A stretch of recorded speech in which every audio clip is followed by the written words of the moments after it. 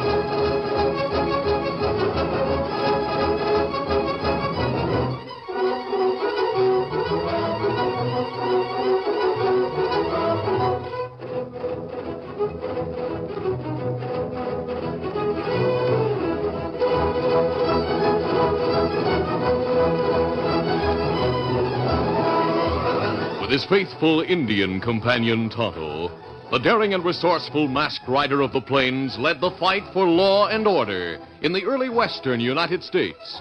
Nowhere in the pages of history can one find a greater champion of justice. Return with us now to those thrilling days of yesteryear. From out of the past come the thundering hoofbeats of the great horse Silver. The Lone Ranger rides again. Come on, Silver. Let's go, big fellow. Hi-Yo, Silver! Away!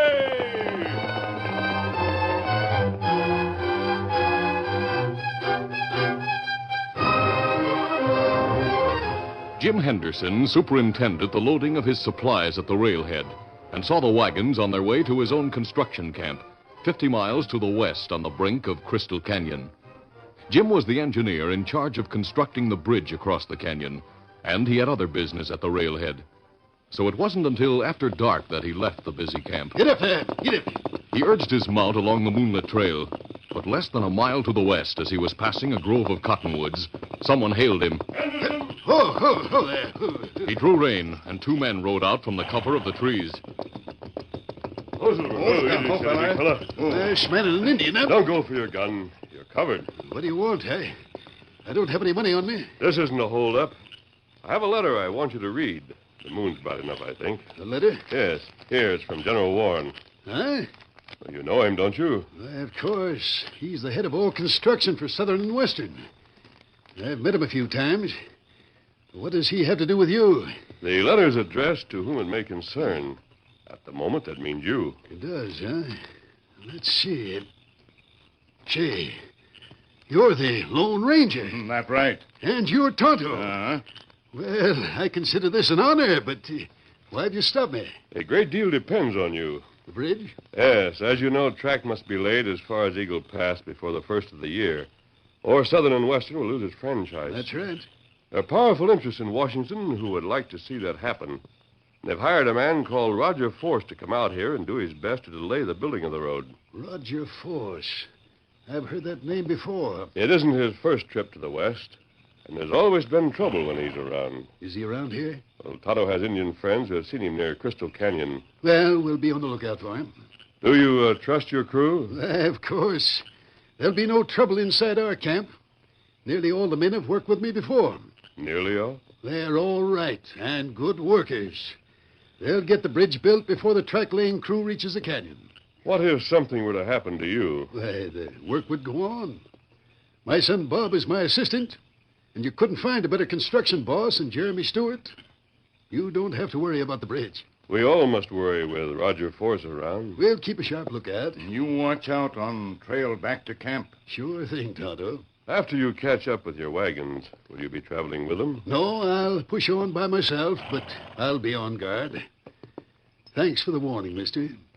And if you're near our camp, drop in and pay us a visit, huh? We'll do that as soon as we locate Roger Force. Good. And good luck.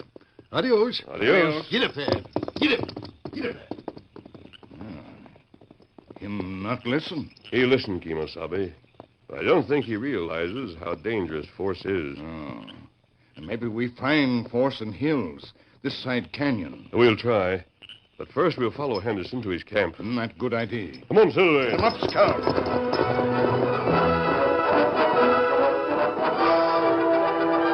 Roger Force was camped with a half a dozen gunmen he had recruited in Highland Valley, a few miles northeast of the construction camp at Crystal Canyon. That night, a burly, bearded man rode into the camp, and Force rose to meet him. Oh. Well, it's been a long time getting here. You write the note that Breed gave me? Yes. Said a friend from Kansas City wanted to see me in Highland Valley. Yes, I thought that would bring you. But I never saw you before in my life. The name is Roger Force. Oh. So you've heard of me. Butch, you got me wrong. My name is Sawyer, Pete Sawyer. Your name is Butch Rankin, and letting your beard grow doesn't change it. I savvy. So you know who I am now, what? You were smart to take a job with a construction gang, Butch. The law would never suspect you'd gone to work. Everyone at the camp thinks I'm Pete Sawyer. And if you follow my lead, they'll keep right on thinking that, and you'll be safe. At the same time, you can make yourself some easy money. I'll pay $100 a day for every day the track-laying crew is held up at the canyon. If anything were to happen to the bridge, that could run into important money. Exactly. But what could happen to it? Well, that depends on you. Any ideas? The progress of the work depends on Jim Henderson, doesn't it?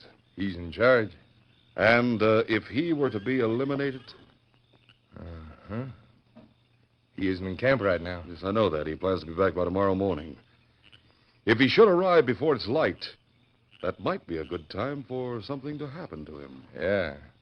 But I want a payment in advance before I take on any job like that. $500. Here it is. You're quick on the trigger. I should have made it 1,000. You'll get another $500 when Henderson is out of the way. It's a deal. Good. I have only one word of caution. What's that? Did you ever hear of the Lone Ranger? Hear him. He sent my partner, Lefty Borden, to jail. Do you know him by sight? No, but I'd know that horse of his anywhere. Well, you may find a chance to even the score for your partner, Butch. The Lone Ranger wants this bridge finished just as much as I want it delayed. If you do see the masked man, I'd suggest you shoot to kill.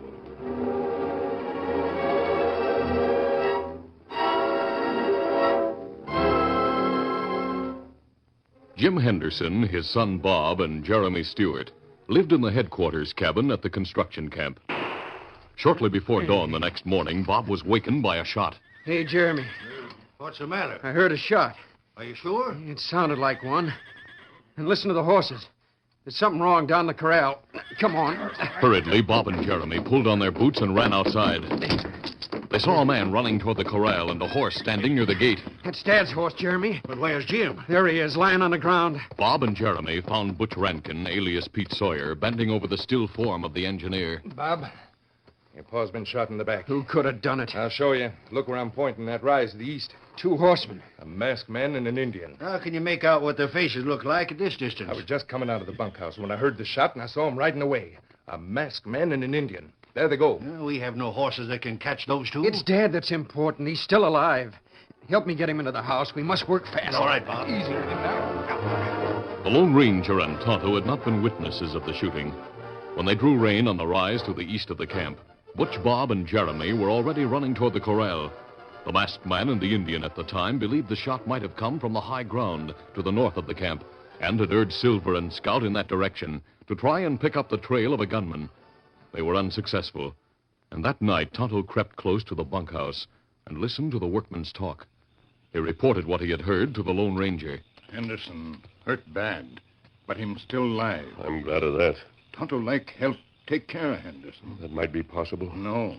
No men think you, me, shoot him. They saw us then.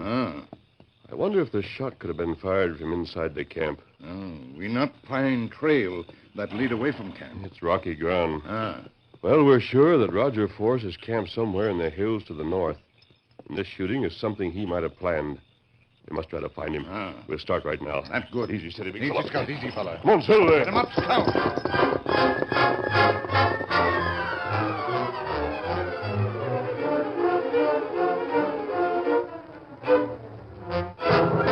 3 days passed. Jim Henderson had not regained consciousness, but the work on the bridge was directed by Bob and Jeremy Stewart. At 10 o'clock in the evening, they were still at work in the headquarters cabin, checking the day's progress and planning ahead. Now, the way I figure it, we'll start laying the foundation on the far side of the canyon tomorrow. I wonder. About what? I've been sitting beside Dad's cot. He's still unconscious, but his lips were moving. And I leaned close to see if I could pick up what he was saying. Well? It sounded like the Lone Ranger. The Lone Ranger? Yeah.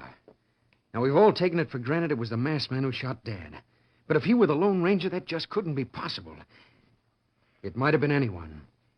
Even one of our own men. Yeah. I'll see who it is. Yes? I have a letter for Senor Stewart. Oh, I'll take it. Oh, no, senor. You're not Stewart. Well, he's right here. It's a letter for you, Jeremy. Who are you? My name Gonzalez. I am traveler. Where did you get this letter? A fellow stopped me on trail. He give me $5, bring it here. Letter for me? Oh, si, senor. Here. I go now. And what is it, Jeremy? What's the matter? Stop that man. He's gone. Read this. Sure. Good work, Stewart. With Henderson out of the way and you on our side, the bridge will never get finished. Pick up your first payment any time you want. Highland Valley. That makes me responsible for Jim being shot, doesn't it? Oh, of course not. You were sound asleep when the shot was fired. But if I hadn't been, would you think it possible for me to shoot your father? No, Jeremy. I don't understand this at all. Neither do I. Could some crook be laboring under the delusion I'd sold out to him? There's one way we can find out, Jeremy. How? By going to Highland Valley. Yeah. I wouldn't let you go alone, of course. Well, I couldn't find out anything if you came with me. Well, I wouldn't have to show myself, but I'd want to be there, just in case. Go to the valley. Meet whoever's there. Pretend I'd come to collect And then... find out who was really behind the shooting. It sounds like a good idea. Well, let's go. The Lone Ranger and Tonto had discovered the hiding place of Roger Force's gang in Highland Valley and decided the time had come to make themselves known to Bob Henderson and ask his help in rounding up the gunman. They left Silver and Scout in a grove of cottonwoods near the edge of the camp and started for the headquarters cabin on foot. They reached it just as Bob and Jeremy mounted their horses at the corral and rode away. Now, where them go? Well, there's no telling. Perhaps a tour of inspection. But while they're gone, you'll have a chance to examine Jim Henderson and see if there's anything you can do to help him. There's light in both rooms, the cabin. Maybe somebody stay with Henderson. More than likely. We'll take a look. Through the bedroom window of the cabin, the Lone Ranger and Tonto could see Jim's bunk. There was a man sitting beside it with his back to the window. Wait here, Kimasabi. I'll slip inside and keep that man covered while I explain who we are and why we're here.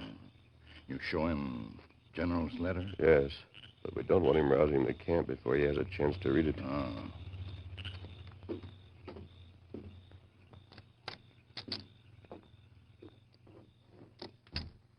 The Lone Ranger entered the living room of the cabin. He noticed the letter which Jeremy had received lying on the table and stopped to examine it. What's this? As soon as he had read it, he crumpled the paper in his hand. Let's see. Turned on his heel and started for the door.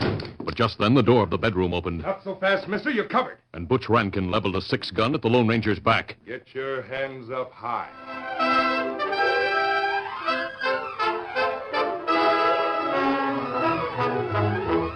The curtain falls on the first act of our Lone Ranger adventure. Before the next exciting scenes, please permit us to pause for just a few moments.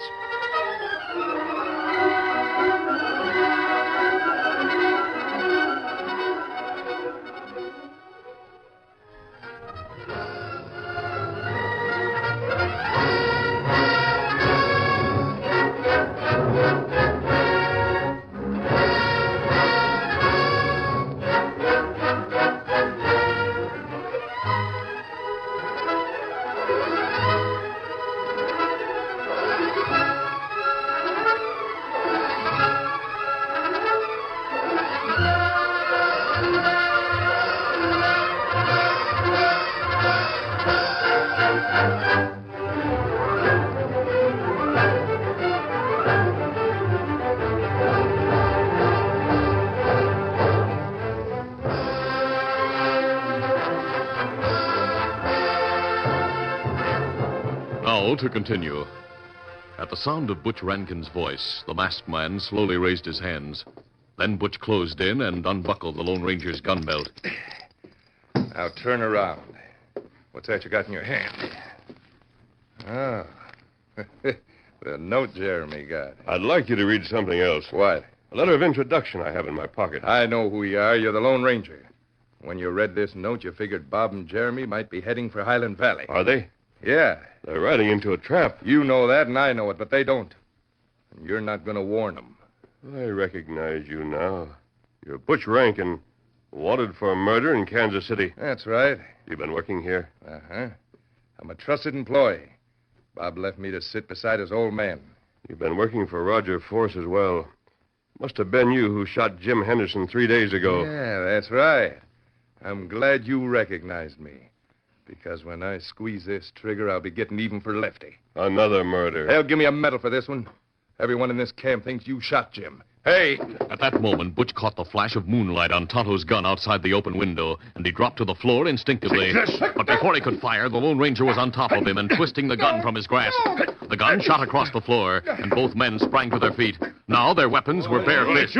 Butch was a powerful man, but the Lone Ranger matched his bull-like strength with the speed and precision of his blows. He watched for an opening, found it, and crashed a solid right to the outlaw's jaw. Take it! No! Butch dropped to the floor. By that time, Tonto had entered the cabin. Butch Rankin. Me here, what him tell you. We'll bind and gag him, and you'll stay here to guard him. You go after young feller and Stewart? Yes, but first I'll get Silver. I'll let the men here see me. And them think you kill her. Exactly what I want them to think. I want them to follow me to Highland Valley. Now my gun belt.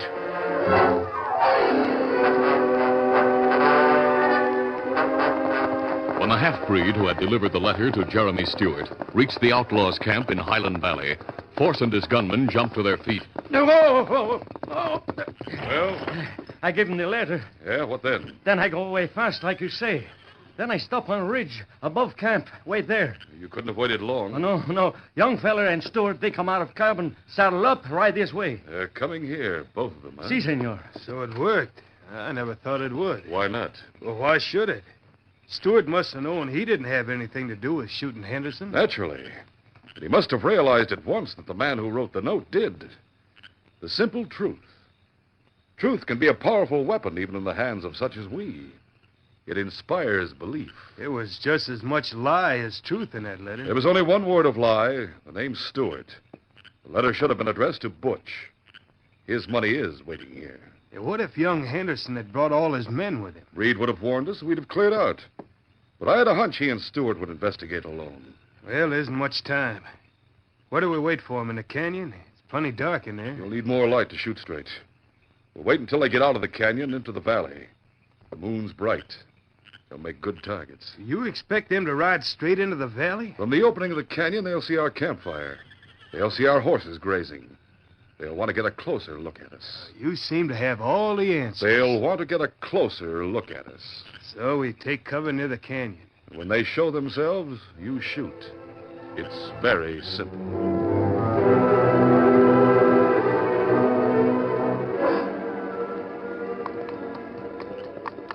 Bob and Jeremy Stewart stopped for a moment at the opening of the canyon that led down to the rock-rimmed valley. Ho there, ho. And as they drew rein, they heard a thunder of hoofs behind them. Someone riding hard. We'll be rounding the bend in a second. Ready with your gun. There he is. It's a masked man. Hold your fire, Jeremy. Didn't you hear what he called his horse? Silver. Lone Ranger. It must be. Look at that horse. Yeah. Hold, easy. Steady, big fellow, steady. Mister, we have just one question to ask you. Are you the Lone Ranger? Yes, Bob, I am. I knew it. Your name, it's the only word Dad's spoken since he was shot. Well, I'm glad I won't have to waste any time in convincing you I'm your friend. Oh, of course not.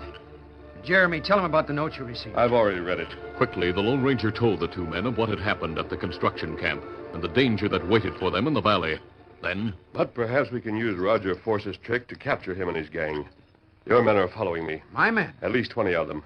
I let them see me heading out of camp and allowed them to keep sight of me until we hit the foot of this trail. They'll be coming along soon. You wanted them to follow you? Yes, they'll be needed. I want you to wait here for them until I get back. Where are you going? I'm climbing to the top of the ridge. That's something we should have thought of. Take a look at the valley before riding into it. Your men are coming now. Easy, steady, big fellow. I won't be long. The ridge rose steeply on either side of the pass, and the Lone Ranger made a careful estimate before choosing the slope he meant to climb.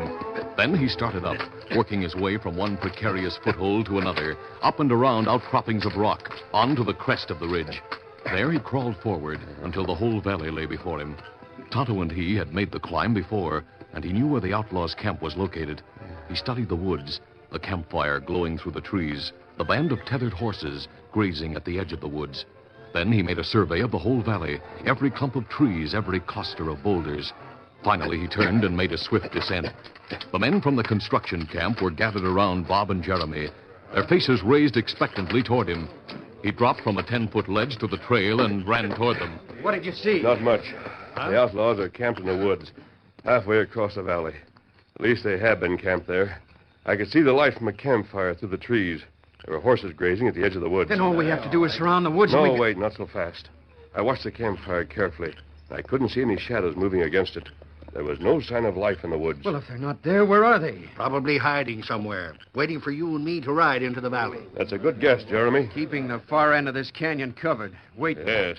And having a few more men doesn't help any. They could pick us off one by one as we rode into the open. I think we may be able to force them into the open. There's another entrance to the valley beyond the woods. It'll take about half an hour to reach it.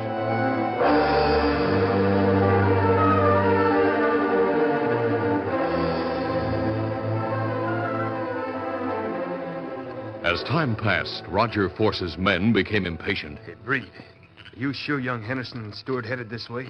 Si, senor. Maybe they changed mind, go back. Yes, and maybe they didn't. They could be waiting in the canyon. What for? For the campfire to die down. Waiting until they think we're all asleep. Well, I say let's go after them. And I say you're staying where you are behind these rocks. You listen. Sounds like wolves. That is right, in the woods. Going after our supplies. I think them go after horses. Yeah, boss, listen, we gotta save our mounts. You look, horses break loose. Run this way. We gotta head them off before they reach the canyon. We can't show ourselves. Young Henderson and Stewart are waiting in the canyon. They'll see us and hightail it back to camp. We'll have to let them go. Try to get them some other way. If we don't stop those horses before they get out of the valley, we'll never catch them. We'll be stranded here on foot 100 miles from nowhere. All right, go to it. Stop them, men. Stop the horses before they get out of the valley.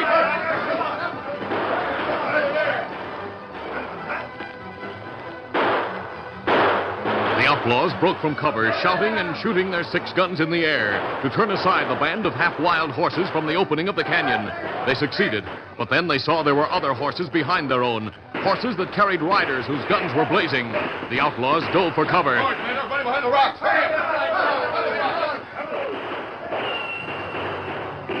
A few of them broke for the opening of the canyon, only to be met by another band of horsemen racing into the valley. Force and his men fought hard, but against mounted men they had little chance. And it was Force himself who issued the ceasefire order. That's enough. Let them take us. The jail isn't made that can hold us. All right, hold your fire. We surrender.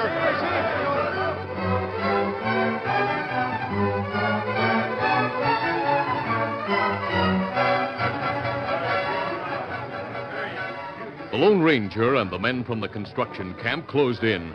The outlaws who had been wounded were given first aid, and the others securely bound. So, Breed, you made a slight mistake, didn't you? You said Henderson and Stewart were coming here alone. Instead, they brought 20 men and the Lone Ranger. But they leave camp alone. And we'd have ridden straight into your trap if it hadn't been for the masked man. You'd never have caught us if those wolves hadn't stampeded our horses. Wolves, huh? Well, how would you like to meet the wolves? Huh? First, the Lone Ranger himself. And Pete and Curly and Joe and Al. They're the wolves you heard. They're the ones who stampeded the horses. The masked man knew you'd have to show yourselves to head them off. And once you were in the open, all we had to do was ride in and round you up. Very clever. They rode into the valley from the other side. Yeah, there's no law against it. There's no law against anything we've done as far as I can see. You're wrong, Force.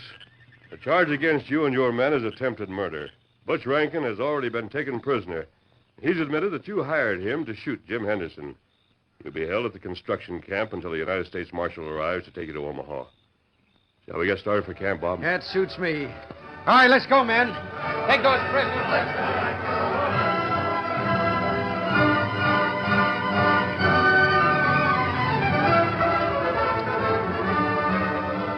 It was after sunrise when the camp was reached, and the men who had been left behind were already hard at work. But the sight that made Bob spur his mount on ahead of the posse was his father sitting in a chair in front of the headquarters cabin. Hold on, boy. Easy. Dad. Well, son, I hear you've had a busy evening. I suppose I can't blame you for being late for work. What happened? Are you strong enough to be out here? Well, I feel fine. Tonto fixed me up some medicine, and my fever broke in an hour. Oh, Silver. Good morning, Jim. It is a good morning. Otto tells me that if you take it easy for a while, you have nothing to worry about. Nothing to worry about at all. I'm glad. Tonto and I will be on our way to get the marshal, Bob. Good luck with the bridge. Thanks. And thanks for everything. Easy, steady, big fella. Easy, fella. Adios. Good night. Adios, sir. Come on, Silver. Get him uptown. Well, son, soon our bridge will be stretching from here across the canyon. The rails will be laid on it, and trains will be crossing it. The people who ride them may not think about it, but you'll know and I'll know that there might never have been a bridge. There might never have been a railroad if it hadn't been for the Lone Ranger.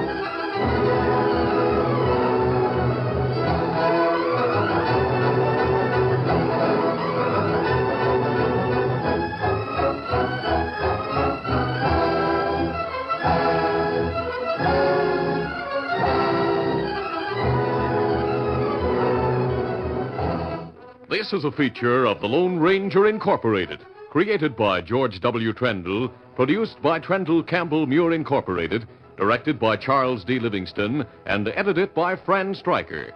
The part of the Lone Ranger is played by Brace Beamer.